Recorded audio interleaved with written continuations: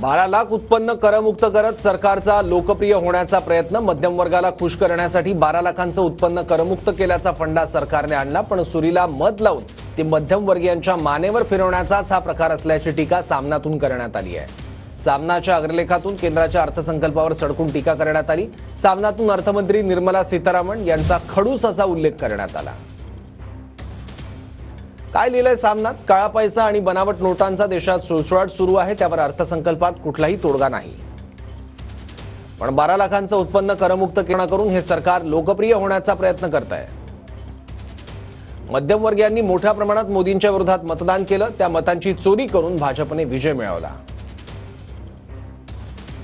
भाजपच्या विजयाने मध्यमवर्गीय खुश नाही, त्यांना खुश करण्यासाठी 12 लाखांचं उत्पन्न करमुक्त केल्याचा फंडा आणला.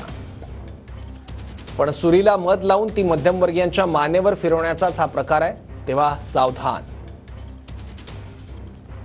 निर्मला सीतारामन या खडूसबाईने सादर केलेल्या अर्थसंकल्पावर अद्यापही भक्तांचं टाळ्या वाजवणं संपलेलं नाही.